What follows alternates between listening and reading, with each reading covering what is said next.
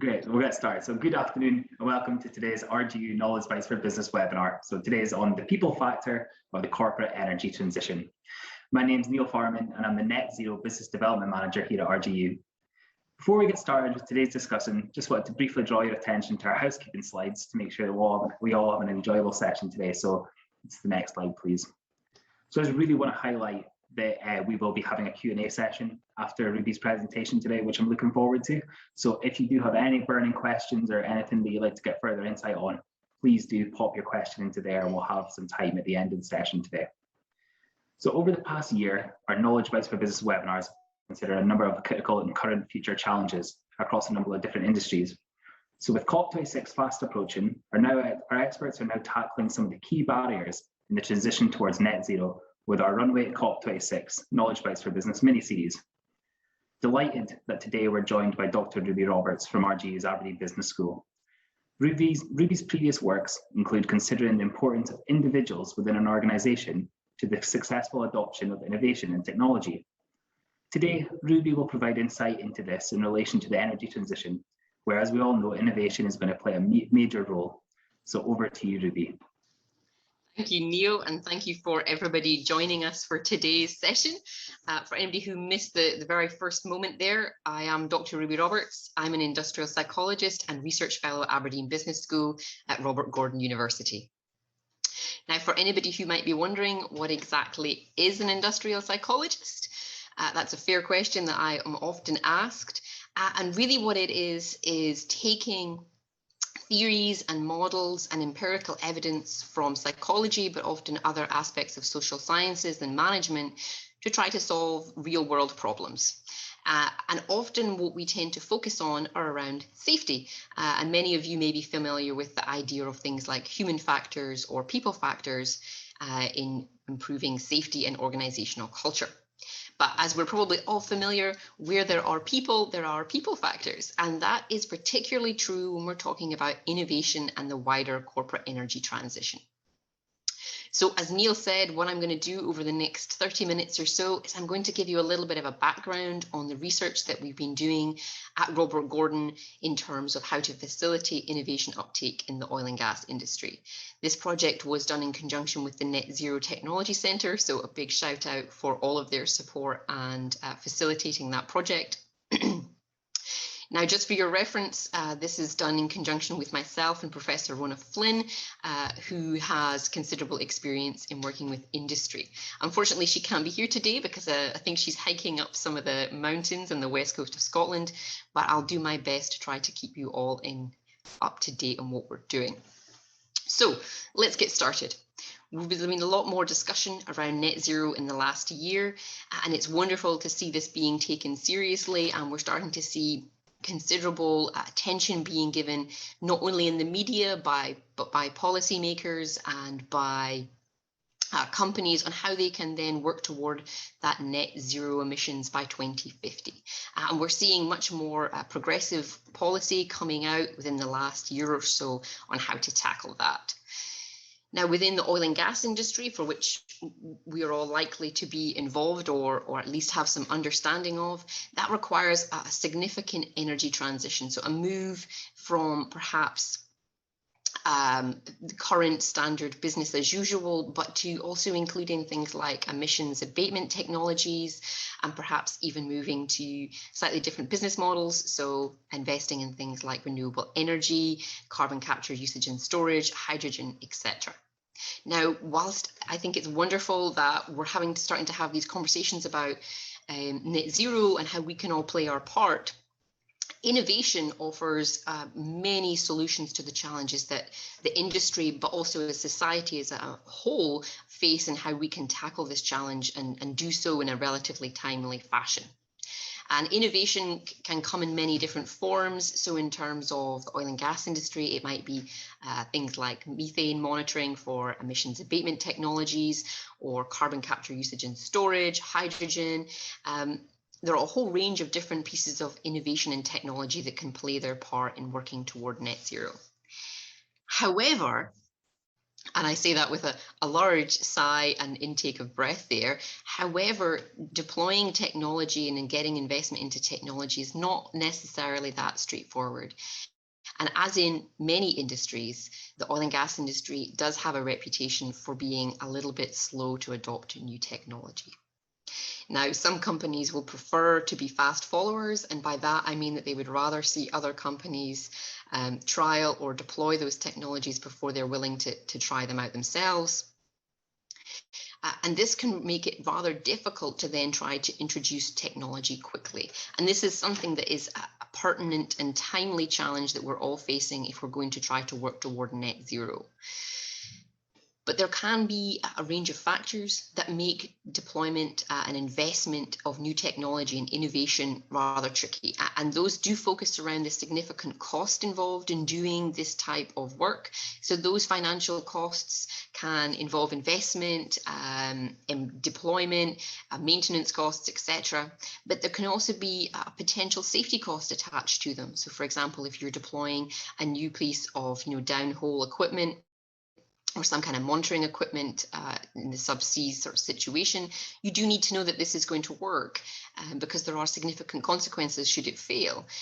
So all of these factors can come together to make it tricky to then accelerate that innovation and that technology uptake in a wider context of the energy transition.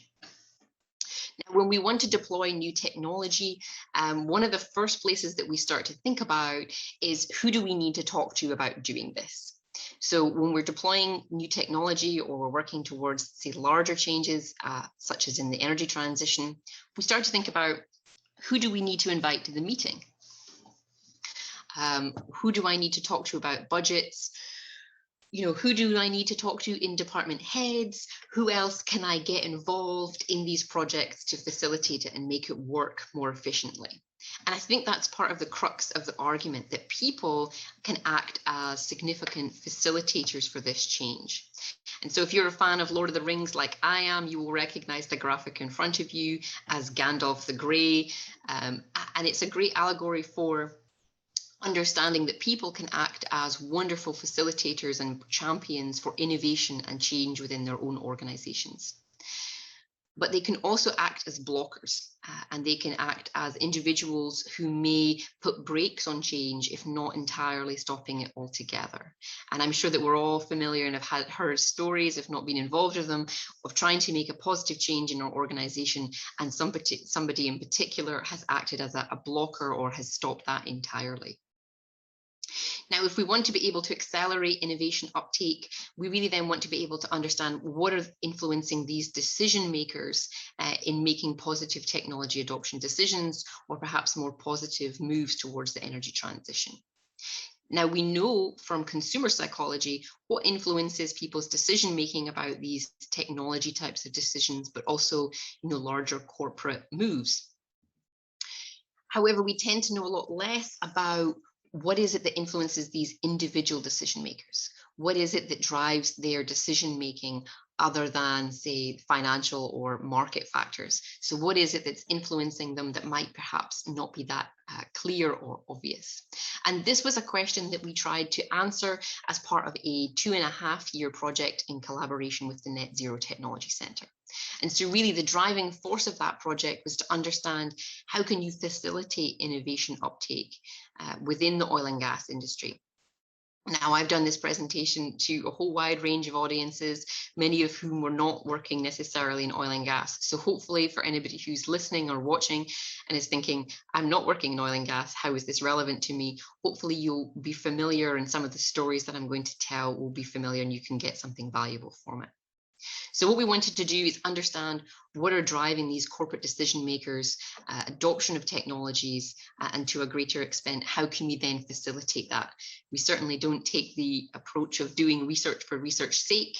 And as you'll see in about 10-15 minutes, we take it very seriously when wanting to develop practical interventions that can be useful to the wider society and industry. Now, this was a 2.5-year project, so that consists of a huge amount of data, case studies, interviews, lit reviews, surveys, you name it, we probably did it as part of our data collection. And I'm more than happy to share the papers and the outputs and reports that we have from that project with anybody who's interested, and you're welcome to drop me an email and I'll send them through. But I thought instead of giving you a huge influx of information, I'd instead tell you a little bit more about the key findings and how you can use that to facilitate innovation uptake and the wider energy transition. So one of the main things that came out of that project is with the identification of these 6 factors that influence technology adoption decisions. So what is it that's driving these corporate gatekeepers and decision makers, decision to either say yes or no or delay that decision? What is it that's driving them? And what we found were that there were 6 factors. Now, what you can see in front of you is the psychological technology adoption framework. Now, that is a long title, and that's because it encapsulates a very large amount of information and data. And so what you can see in front of you is that there are 6 overarching categories, and those are shown in the black text. And underneath, there are 15 sub-factors, and they're shown in the turquoise text. And I appreciate there's quite a lot of information, so we'll go through it nice and steady so we can understand what we're looking at. So when we're thinking about trying to get an insight into what's driving a decision, one of the first starting points is to think about that individual person. And what we found is that personality factors were particularly pertinent in this context. In particular, one of the personality aspects that were relevant were related to innovativeness.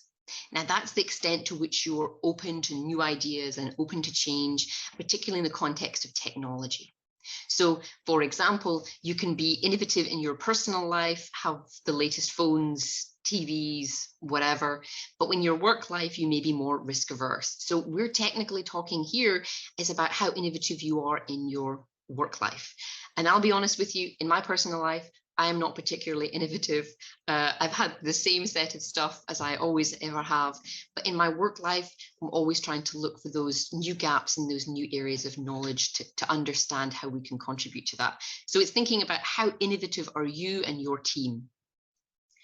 It also is closely linked to your attitudes. Now, your attitudes are how you think, feel, and behave about something. And in this context, these are technology attitudes. And a big driver was to the extent to which people believed that the innovation and technology were valuable, or perhaps were they just another thing that, a busy manager has to deal with, and really perhaps that the technology is there only for the technology's sake. It's maybe not offering that much value or additional support, or it's saving money and time. So it's thinking about what are people's underlying technology attitudes, and they'll be closely influenced by trust. Now, trust is really important in all aspects of our lives, and they're very important for developing relationships. But in terms of technology and change, they are extremely critical. Now, we're probably all familiar with thinking about trust in terms of things like social media and the technology that we use as part of our personal lives. And this is just as true in that corporate context. So we need to think about that gatekeeper, and we need to think about, well, do they trust the technology that they're being asked to make an assessment about? Do they trust the service providers who have developed it? Do they trust the manager or the individual who's brought it to their attention? Because all of these factors can influence that outcome. And I'm sure that many people will be familiar with the idea of asking somebody about the extent to which they trust the person that's introducing this. And they may not say that explicitly. They may ask them, well, what do you think? And how do you feel about that? But that's really coming down to that trust element. It's also closely related to motivational factors. And I think it's fair that we are all honest with ourselves in this webinar, that one of the main motivators for individuals in, I think that across the sectors, but particularly in oil and gas, is around job security. And this was certainly the case when we were running the interviews and case studies that this is based on. And by that, I mean that if you're going to introduce a new technology, there is always the possibility it might not work as expected, and that there may be some kind of consequence on that person who introduced it. And so there may be an incentive to just do the same that as you have always done, because there's not necessarily going to be a negative factor or incentive on that. But there also may be incentives around Promotions, pay, bonuses may be attached to working as has always been done. And so those can act as a real blocker to change. Now, as we go on, we can think about cognitive factors. So if we're making a decision, cognition and thinking is a big element of that. And one of the key factors that we identified within the research was around risk perception. Now, risk is something that we talk about an awful lot, but it's typically when we're talking about risk perception rather than risk as an objective, estimatable probability of something happening. And this can sometimes get mixed up when we're really talking about our subjective risk perception. And our subjective risk perception is based on factors including our technical knowledge. So how much do we know about that technology or that situation or application? What have our previous experiences been like? Have we rolled out similar projects and it went well? Or have we tried to do something like this in the past and it perhaps didn't work? And what are those perceptions of certainty? And this is a particularly interesting one when we think about the wider energy transition of that extent to which there is a level of uncertainty in most of these decisions and how that can influence risk perceptions and then subsequent decisions.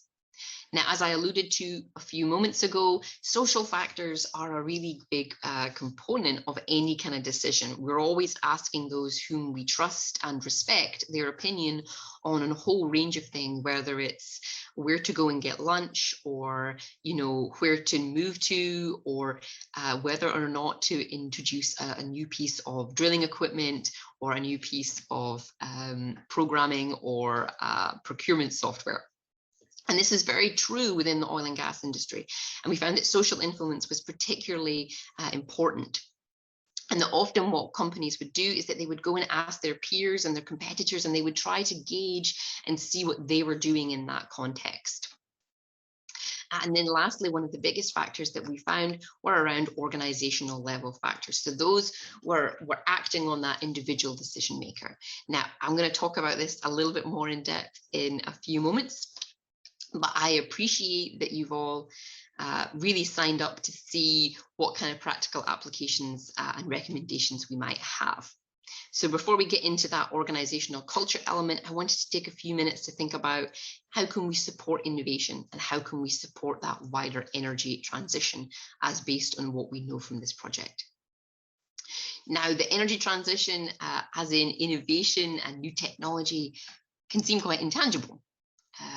It's not necessarily that clear cut how things are going to work, or perhaps how a new technology might work, or even that broader transition within an organization and an industry as a whole. And so I think it's important to take a moment to think about those individual workers. So those people who are actually going to make that energy transition work or not. Now, what I've included here is Fisher's personal transition curve on the side there. Now, this is really around how people deal with any personal change. And I think it was originally developed as part of how to cope with grief. But it can be useful to think about the stages that people go through when they're trying to make that personal transition. And that will be very relevant not only for offshore workers and service personnel who are considering how this energy transition is going to affect them, but also decision makers and key members within organizations that are going to have to change as part of this energy transition. And we can see some of those automatic responses like denial, so this isn't happening, perhaps disillusionment, going, no, this isn't for me, and sometimes even hostility where we get angry and we're just not going to accept that this change is happening. But as you can see, there are ways of working through that change that can be really helpful. And one of the factors that will influence how well individual workers at the sharp end will respond to that change is to do with how open they are to it. So their personality around innovativeness and how open they are to that change. And some people will respond better to it than others. One of the main motivations, certainly, that we're seeing within reports coming out and within the media is about how people are feeling around their job security. And I completely understand that nobody really has the answer of how the wider energy transition is necessarily going to work. But I think it's important to be able to openly address people's concerns and be able to have an open conversation. And that's really important for building trust and being able to have a two-way dialogue around how that change might work. And one of the things that we need to consider is the extent to which people trust those who are responsible for that change, but also managing risk expectations. So do they believe how risky this change is going to be for them, and what might those expectations look like? So being able to manage those and provide support for change. So that can be in the form of things like upskilling, new training, technical training, but also emotional training, things like coping with change, resilience, well-being, mental health, etc. Now, this wasn't one of the main focuses of our research, and for those who might be interested in it, I would definitely suggest that you take a look at RGU's Energy Transition Institute's most recent report on transferability. So to get back to what I was originally talking about, which is the individual corporate decision maker's perspective, if you're sitting at the other end of this webinar thinking, I need to introduce technology X, Y, or Z, how might I do that? I would definitely suggest looking at the team that you have that are responsible for making this change, and looking at their kind of profile and considering to what extent the people in that team are innovative and open to change. And if you maybe are thinking that they're not that well balanced, maybe consider introducing somebody within that team who is perhaps more innovative and has experience in doing these types of projects and activities. And that will closely be linked to the extent to which that team and those decision makers' attitudes focus around innovation and the energy transition. A big key factor there will also be people's motivations, and some people will prefer the status quo, and that may fit in with their motivations. But to think about how you can use those motivations to your benefit. Now, I briefly mentioned risk perception a few moments ago. And I think it's important that when we're thinking about the wider energy transition, which will require things like investment into emissions abatement technology and renewable energy technologies, the investors are very sensitive to upfront costs, and they tend to experience something that's called loss aversion. And that's where we tend to overlay focus on the negative rather than the positive. And there are ways of getting around this by framing information to focus in on the gain rather than the loss. But you can also use things like social desirability as part of social factors to facilitate that change. So, as I mentioned a few moments ago, and many of you may have signed up to understand more about this, organizational culture is a key driver for change. And that driver can be around improving safety, it can be around improving innovation, or it can even be around how to facilitate a larger scale energy transition within an industry or a corporation or a company. Now, in the context of innovation culture, one of our senior managers who took part in the interviews put it very nicely that organizational culture in this context relates to digital DNA. So those are the values, the ways of working, the belief structure, all of these things that make up that kind of culture around innovation and how that can be used to facilitate technology uptake. Now, we very much believe in doing research with a purpose, and that can be used to make positive impact and change. And so with all of this in mind, one of the deliverables from that 2.5-year project was the development of an organizational technology adoption measure. Now, the purpose of this was for driving, individual organizational change, but also acting as a catalyst for industry change. And this is because when you run a survey or a measure with a large number of companies, it gives you the opportunity for benchmarking. And so you can see how well a group of companies are doing overall, and you can then use it to measure how successful, say, new policies are or new interventions are, and then gauge where improvements need to be made. So this was essentially a questionnaire which focused on innovation adoption rather than creation. And we did this for a very particular reason, because the evidence suggests that it's not necessarily that the oil and gas industry is uncreative, rather to the contrary, but that the challenge appears to be not developing the technology, but actually getting it deployed. And in practicality, this meant that it was a 34-item questionnaire on a 1 to 5 scale. So you were essentially just going to respond to the extent to which you agree with a particular statement. And these statements were focused around 8 categories. Now, that's quite a lot of information, and I certainly don't expect you to read it all in one go. But these categories may be some may be pretty familiar to you. So they focus in around things like collaboration, so how well do people work together, and that's clearly going to be important for deploying new technology, and things like open communication, so how well do you share ideas. But it also focuses in other categories that you might not expect. So things like rewards and recognition. So to what extent do managers and individuals introducing these technologies feel rewarded for those activities? And if they're rewarded for other activities, how might that influence innovation activities? So for example, if you're rewarded with doing the same thing as you always have, then that's what you're going to get. And closely linked to that are the implementation context and risk-taking for technology adoption. So when I'm talking about the implementation context, I'm talking about the organization's ability to actually do the innovation work. And that's around things like resources, so having budgets put aside for doing that type of work, procurement processes which facilitate taking more innovative tenders, and things like forward planning. Now, risk-taking for technology adoption is a really interesting one because innovation itself is relatively uncertain, and there is always a possibility that it won't work out as expected. And so to do innovation work, there needs to be a level of acceptability that things may not work out as expected, and that there will be an element of experimentation. So with all of this in mind, we decided to pilot it and see how well it would work. And so we ran a pilot study of this 34-item questionnaire on innovation adoption culture. This was done with 12 large operating companies. So there's a large operating oil and gas companies working in the UKCS. This was entirely closed benchmarking, so that means that I can't tell you who took part. And of those companies that did take part, they would receive individualized reports of their company's performance, and they would see what you're about to see in a moment, but they didn't know who else were taking part. It was also completely anonymous, so that if you were going to complete the survey, you could be honest about your responses. And we ran this between December and last January. Not a great time to run a survey over Christmas, but nonetheless, we managed to get a really high response rate of 82 individuals. Now, so that you have an idea of what this kind of looks like, from those 12 companies that took part, we allowed us to create an initial benchmark or an industry index profile.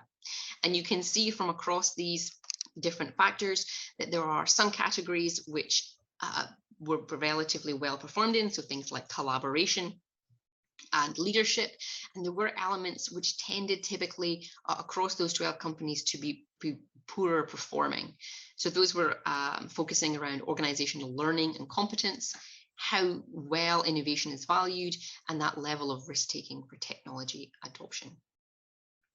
But there was, across those 12 companies, they did fluctuate. Some companies tended to perform better on other categories, and there were some difference, and it wasn't necessarily to do with the size or to do with the resources that they had. It was much more to do with the culture that they were facilitating. So, given all of that in mind, there are ways to facilitate an innovation adoption culture. So anybody who's decided to sign up to understand what they can do within their own organization, this is definitely the time to pay attention. So if you want to develop that culture that values innovation, I'd suggest that there are 4 starting points. And these starting points are factors or recommendations that were most commonly provided to those 12 companies that took part, and often they were provided to those companies irrespective of how well they performed on the leaderboard. And always the same starting point was around leadership and vision. And we're all probably quite familiar that change from the top, and so leadership and having a vision of how technology and innovation add value to their organization is fundamental to this. And one of the ways that you can start to think about it is to what extent do leadership value innovation, and how do they communicate that within the wider organization? And it's also important to have a think about how those communications and what I say match up with what I do. And certainly where there is a discord between those 2 elements, that's where we can start to see difficulties arising. And closely linked to that is innovation value. So to what extent are they prioritized?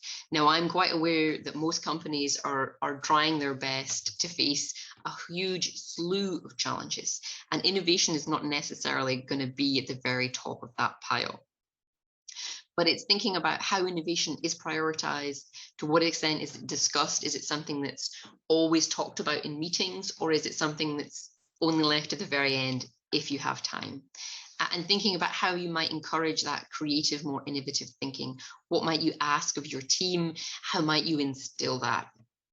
And closely linked to being able to have more creative and innovative thinking is that level of risk-taking for technology adoption. So ask your team about how they feel about taking risks.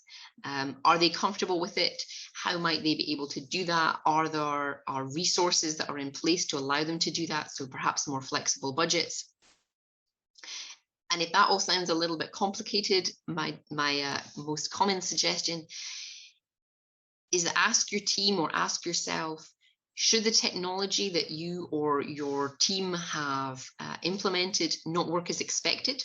So that doesn't mean that it broke or it failed or it cost a huge amount of money, but it just didn't perform as expected. What might the reaction be? Will there be some kind of a negative consequence?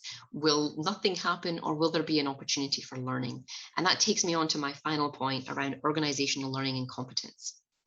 And that relates to the knowledge and skills that an organization has to be able to roll out these new technologies and to be able to make those internal changes around the energy transition. And being able to learn, and share lessons learned is invaluable. And I think this was the most frequently discussed comment when we had those company workshops, was how can you best learn from your prior mistakes? So not only learning from where projects have been successful, but what is it that went wrong in prior occasions, and how can you try your best to overcome these and work around them? So those are my definite top tips on how you can start to work toward it. Now, I know that this is a webinar focused with a wider focus around the energy transition. So I think it's important to point out that there will be likely aspects of organizational culture which will be important for working toward net zero. And they'll likely include things like sustainability leadership, and we're starting to see research coming out about this, and we're starting to see this as a much more commonly discussed topic. But also having things like net zero goals and long-term priorities, and how does the energy transition fit into a much wider organizational strategy, and how might that work in terms of moving to low carbon energy. And this is something that myself and the team that I have the pleasure of working with have been talking about for the last couple of months. What are those people factors that are going to influence that much wider move to low carbon energy? And if we can perhaps understand what's influencing key decision makers, investors, and gatekeepers' decision making, how might we then be able to accelerate that energy transition?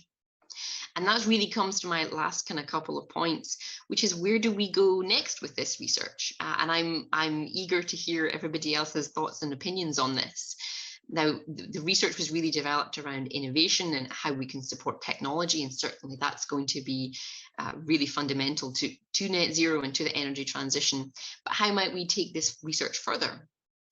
Should we be looking at how we can facilitate companies move between, say, being solely oil and gas companies to being integrated energy companies to being perhaps low carbon energy companies, and what are the facilitators that allow those companies, like for example Ørsted, to be able to make that transition smoother? Or perhaps can we take that organizational culture survey, which we ran with oil and gas? Are there opportunities to then run that within the renewable sector or other aspects of offshore wind? And certainly we've been having some interesting conversations about how we could leverage some of this oil and gas type outcomes and research and apply it into the renewable sector, which could certainly do with a boost in terms of investment and facilitating innovation. And then at a much wider point, we've been talking a lot about oil and gas and the energy sector, but there are multiple sectors and industries which are going to need to make these changes, whether that's construction, aviation, or even helping policymakers make changes to their local government policies. How can they facilitate a much wider political change? And so there are multiple opportunities to be able to leverage what is essentially a research project that we've done at RGU. And this comes on to my final point. So I've been talking about research and innovation and technology for the last, say, half an hour. But I think it's important to situate it in the much bigger picture. And what you're looking at is our beautiful blue marble that we live on. And I personally love living on it, even when it rains and even when days don't go well. I still love it dearly and want to do my very best to be able to work toward those net zero goals and make a positive impact. And sometimes it can feel a little bit disheartening, even when you're doing your recycling and taking shorter showers about what you can do. But I think when we think in a much wider perspective of how we can then facilitate the energy transition as part of deploying technology faster, accelerating these changes and making more informed decisions of how we can do that, we can actually make much bigger change, even if only our part is a small part of that, because when scaled up, we can make a really big difference. So thank you so much for listening to me talk for the last 30 minutes. I'm more than happy to have, off calls, off webinar calls or emails. And if you would like to know more about what we've done and what we're looking to do, or you'd like to have access to the papers and reports, the most recent report on the innovation adoption culture survey work that we did with the Net Zero Technology Centre actually went live yesterday and it is scheduled for a large launch on Friday. So if you would like a copy of the report before it goes fully public, please do just let me know. So I think at that point, I would like to hand back to Neil and to say thank you so much for all your attention. So much, Julie. So what we will do now is, if anyone has any questions, please do pop them into the Q&A function at the bottom of the screen, and we'll crack on with a short question and answer session. So just going back to it, I thought it's a brilliant presentation, Julie. Thanks so much. One point that you made was, obviously we focused today on oil and gas and the wider energy sector, but very correct point you made about every sector has a focus on net zero targets at the moment, and almost every sector as well is going to need to look at innovation, whether that's new technology, new processes, to actually implement these plans to get sort of drive down that carbon emissions and get towards net zero. So really, really interesting to hear about the individual role in getting down to net zero. So it's really interesting. One point that I want to follow up on is that you mentioned about developing this technology adoption culture, but the adoption is one side. Is there ways that, and what are the differences of the adoption side, but also a way that companies can develop a culture that really facilitates innovative thinking, so that the individuals can actually then be the drivers for change and not just the end users? Sure. So I guess it's two sides to the same coin. As one side, you've got innovation, I suppose, creation. So that's being innovative, having resources for R&D departments, giving staff time to think. I don't know about you, but my smartest ideas have came from walking the dog, getting annoyed at the pile of papers on my desk and, clearing them. And so it's having that space to have more innovative thinking and to think out of the box, and having not only the physical space, but also time and having opportunities to learn from others. So coming to events like RGU's Business Bites series, going to things that, say, the Net Zero Technology Centre run, and just to really expose yourself to a wider range of ideas and perspectives. So perhaps going to sessions which are with other industries and seeing what you can learn there. Because really, innovation and creative thinking is quite a fluid thing to do, and it's not something you can necessarily pre-plan, certainly in my case. But there are things that you can do to facilitate it, like going to different events and using that time to soak up as much information and ideas that you have, and then starting to process it and understand your own organization, and going and talking with like-minded people, but also people who have different opinions than yours, and working through those problems together. And often in doing that, you can come up with really innovative solutions that you wouldn't necessarily have thought of by yourself.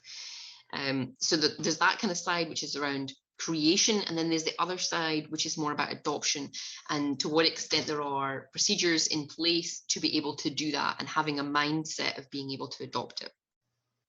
So it is a kind of two-sided coin. In the case of the survey, the reason that we ended up focusing in on innovation adoption was that from what we had available to us at the time, the evidence suggested that actually there's a huge amount of innovative thinking and creative minds coming up with mind-boggling solutions. But the challenge that they were facing was really trying to get these past, TRL 7 or 8, where they're really looking to get it commercialized, and that's the kind of stumbling block that they're facing. And so that was kind of where we were coming in from, and in terms of why we focused in on innovation creation. But yeah, it's very exciting for sure. And it goes back to sort of a point that you made right at the start about how, it wasn't focusing on, people can maybe be innovative in their personal lives by, always wanting the newest phones or the newest technology, but there's risk aversion when they come into the workplace. Sure. Do you think that even from a company perspective, they need to be more open to hearing these innovative ideas that potentially aren't always going to be completely successful and a little bit less risk averse? For sure. So I've heard those stories before where you'll often get, for example, the one I can think of off the top of my head is a Wells engineer manager who in their personal life, extremely innovative, came up with some really smart technologies. They ended up starting up a kind of sub company. And when they brought that to their main company that they worked for, say 4 days a week, those ideas were not particularly well received, even though that could have been very exciting, because it was a much more risk averse culture. And that was a shame, because they lost then the opportunity to take that innovative thinking and run with it. So there's definitely a kind of, a two sides to the coin, or two faces. You might be much more innovative in your personal life, but you don't feel necessarily comfortable in your work life being that innovative, and perhaps it's more comfortable to be risk averse, and certainly being able to encourage employees and even operators to be able to just even have conversations. So holding, for example, monthly meetings of, if you have an idea that you would like to talk through, having a way of then being able to share those ideas in a practical way, even if those ideas aren't 100% formed, just having a forum to discuss them can be a great starting point. Definitely, and I think there's a really good point in the chat box made about how innovation is going to be key, and there's a lot of changes that will be needed to address the challenge of getting towards net zero. And what you mentioned there about the open channels of communication and having these conversations, but obviously action will need to be implemented. And how do we translate a lot of these conversations and from an individual and a company perspective into action? And do you have any thoughts on that? Yeah, it can be very difficult to translate anything which is relatively intangible. Conversations are relatively intangible. We have ideas, and how do you do the work to change them into practical starter points? My own experience of how you can do that is that if you are going to have multiple conversations and meetings, a really practical starter point is at the end of those meetings, you do not leave without having action points. And these are action points that whoever is running the meeting is responsible for, or, Ruby will go and find out about X, Y, and Z. Neil will go out and find about X, Y, and Z, and then we will meet back on a specific date, and we're much more formal then about how we can then progress and translate those ideas in a general way. But let me just check the chat box to make sure that I have correctly answered your question. How do we meet the challenge of translating? Yeah, I think Alison, you make a very good point that the speed at which we need to do these changes is inordinate. And I think only in the last maybe 6 months, 9 months, has industry and academia and really the rest of society figured out how fast we have to make these changes. And it's certainly not a situation for waiting and seeing, but to thinking about what can we do now. And even if those are small steps, like setting up innovation networks or net zero groups of how you can get together and talk about it, and then start to take those action points away. You have to start somewhere. And I think there's a good question in the Q&A box as well here. So it's relating back to how there has been energy transitions in the past. The examples were coal for heating homes and power and steam trains. And what are the key learnings for the present and the future? And I think that, related to this discussion, do you think that there was sort of early adopters and the people who were, either first or the second movers that you alluded to earlier, and how that really relates to how we can sort of transition in the current energy state? Yeah, I think that's a wonderful question. Thank you to whomever suggested it. So when we think about prior energy transitions, we're often talking about perhaps a single country will make that energy transition. So, for example, Germany's move to offshore wind, or some European countries move to nuclear, and those changes were often sparked by political change and social outcry about a particular perspective, and so they wanted to see that change happen. And that's wonderful, and we are starting to see something similar for our own energy transition. But generally in those situations, those energy transitions happened over decades, and the technology, so whether that was offshore wind or nuclear or whatever was being deployed, was relatively conservative to the timeline that we have now. So there is certainly an opportunity for policymakers to be able to facilitate that change, to be faster, to put in things like incentives and policy in place to be able to encourage that. And we're starting to see that a little bit from, say, the Oil and Gas Authority or the Scottish Government and the UK Government in their energy policy documents. So I think there is a lot to learn from prior transitions, but this is going to be a slightly different one, because we're going to need to shift so much faster than we've ever done before, and we don't necessarily know what the endpoint's going to look like, and that endpoint may change multiple times as we go through that, and that can be quite scary. And another point in the chat box here, which is quite interesting, is the self-awareness of leaders and team members, and how important you think that is. And I'm just wondering if maybe anything sort of came up within the surveys that you did, as part of your research, where maybe there was that lack of self-awareness that they were potentially, and no point again in the chat box, they wouldn't want to see themselves as barriers or naysayers for adoption of technology. But is that something that came up, or? Yeah, that's an amazing question. And I almost want this person to come on the research team, because we've talked about this, and being self-aware of any aspect of yourself is quite hard, because it requires some kind of internal reflection. And people do not like doing internal reflection, because you can often find out things about yourself that you don't like. And I think there is the possibility that if we were to do that, we may reflect on ourselves and find that we're not necessarily that innovative. Certainly the project made me think about how innovative am I exactly? How responsive am I to technology in the workplace? And I'm not necessarily sure that leaders and senior team members are that self-aware about their level of innovativeness, and they may feel that they are, but when you look at their actions and behaviors and decisions, they aren't necessarily that innovative at all.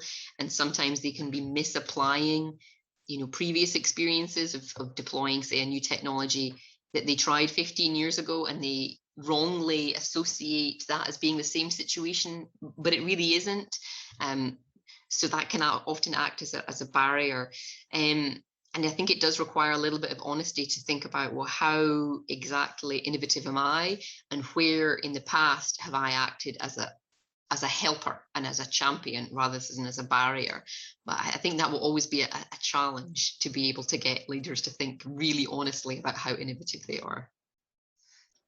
And something that you mentioned earlier on, and to just following on from that point, is that you mentioned so managers could maybe take action like this by either bringing in an innovative member or individual to join the team. Yeah. Is that something that you think, is it just one or two innovative people across the company, or do you think it has to be team-based, where there's an innovation sort of focus from one individual each? Or going back to it, how can you develop a company culture as opposed to this team?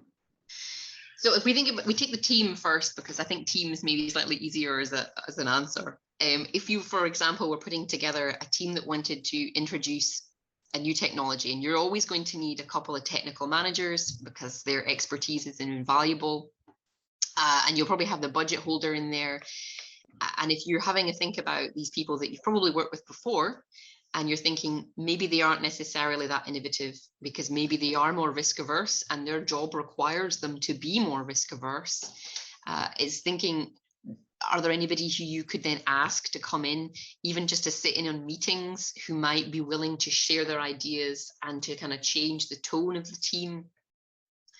And that's, in the case studies that we ran, that was really a simple step that you could do. It was actually really helpful, and certainly and even in running research teams, having somebody who will play devil's advocate or say, you should be thinking about something else, can really get that kind of mindset to change. In terms of doing that in an organization, that's quite tricky, because then it asks the question of, should you be hiring or firing based on how innovative people are? And that won't necessarily, you might only need to be innovative in one or two aspects of your job, and being innovative in the whole aspect of your job may even be detrimental. But certainly having a measure of the extent to which somebody is innovative in particular contexts, I think could be really helpful. And if you're talking about board members and senior leadership, I think it's a must-have to have innovative people within that. Thanks for that. And there's something else in the chat box I was looking to get your thoughts on. So it's really focusing on scope 3 emissions, really, and your thoughts on how companies are going to be judged in future, not only on what they are doing, but also what their supply chain. And there's a really good statistic here that 90% of a carbon footprint can come from a supply chain, and how you think that can sort of be managed, and your thoughts on how that is sort of perceived. So I definitely think that the tide in the social media and in the media has changed in terms of how well companies are being judged on what they're doing in general. And we're seeing that in terms of investor patterns. So we are seeing things like, I think it's Climate Action 100, which is like a group of investors who are really focused around investing in organizations and companies which are more aware of their climate action and climate change strategy. So I think businesses are definitely going to be judged increasingly on what they're doing around net zero. And I think this is something companies need to take some time to think about, rather than just quickly rushing to do something, because mostly people will see through that, and there have been arguments about greenwashing and is it sufficient, etc. The supply chain is a really interesting question, and I've had this before with other people. So thank you, Alison. That's a really interesting question, and definitely there is a huge amount of opportunity to reduce carbon footprint through the supply chain. Certainly within oil and gas, we are starting to see where the supply chain are starting to become more innovative and are starting to think more about their emissions abatement and how they can change procedures and change the way that they're doing the work and what work they are doing. I think wood is a particular example of that, where they're starting to diversify their assets and what they're doing in response to this net zero kind of conversation. However, if there are supply chain companies who would like to work on this, they are welcome to email me and we can have a more in-depth conversation about it. I'm always open to those kind of conversations. Certainly, no, and thanks for that. I think it goes on to the wider question, going back to sort of the adoption. It's not just within a company that they need to make sure that new technology, new processes, new innovations are being adopted, but that their supply chain actually complements that and allows those to be implemented successfully. Yeah. No, great. So yeah. I think, and it's definitely a two-way thing. Yeah. No, I was just going to say, I think there was, if there isn't any more questions, we'll maybe give another minute or two and see if anyone comes up with anything. But I'm just wondering from your side of things, the energy sector is obviously one of the main things we spoke about, and you mentioned construction industry and others potentially. Where do you think there is sort of the key barriers that really needs to adapt further, and where you think the most support could be provided sector-wise? So in terms of with the oil and gas industry, I think there's definite opportunity to support other aspects of the energy sector. So those are in, for example, renewables, where we're seeing that significant investment is required in the renewable sector to get us up to speed in terms of net zero and moving to lower carbon energy. So definitely there's a definite kind of support need there. out with the energy sector, I think there's a whole range of opportunities. The way that people invest their money, so thinking about green investment, there's a definite barrier because people will tend to change where the money goes, and so how can you facilitate decisions around green investment and how you can do that effectively. But it's also thinking about how we as a society are likely going to have to change the way that we live, and how are we going to respond to that, and how are we going to do that in a realistic fashion. And that a lot of that comes down to policy and being able to implement effective policy to support that and to make it more acceptable for us, not just to recycle more or eat less meat, but even thinking about how we travel and when we travel and to what extent that's important. So there's a whole range of different things we can do. And on the flip side, is there any sectors or industries or even companies that you work with that you've sort of looked at and you've thought they really do have sort of the benchmark of how an adoption culture should be? So I can't tell you which companies did really well in the organizational culture survey, but there were a few. And some of them were the particularly large companies, which you may recognize. And they did tend to do well. And the reason that they tended to do well is because leadership valued innovation as a long-term strategy. It wasn't something that was going to fix a problem, but it was part of who they are. And the fact that it solves a problem is just part of that. Innovation was a key component about what made that company run. And so if we need to change from being fossil fuels to low carbon, it doesn't matter. What we're good at is pivoting and changing and solving problems rather than making energy. And one of the companies which I have seen and would love to spend some more time with is Ørsted, and that's the Danish energy company, which 10 years ago was one of the biggest fossil fuel companies in Europe. And in less than 10 years, I think 8 years, it transitioned to being this low carbon company, and now is one of Europe's largest renewable energy companies. And they've done an exceptional job. Though from what I understand, it wasn't necessarily a smooth or easy transition to make. But lots to be learned from how they did that. Great. I think that is probably about as good as an end statement that we're going to get for the webinar about sort of how it was a main part of the culture. Really is how sort of the companies who successfully have innovative cultures proceed. So great. So thank you so much, Ruby, for your time and the brilliant presentation today, and thank you everyone else for your engagement and joining us today for this webinar. This session was recorded, so we'll get it up online as soon as we can. And just to finish off, hope everyone has an enjoyable rest of your afternoon. And if you do want to reach out to us about anything, Ruby's email is there. We have our contact details on the emails that we sent out to you, so please do get in touch. And thank you again. Bye-bye. Thank you.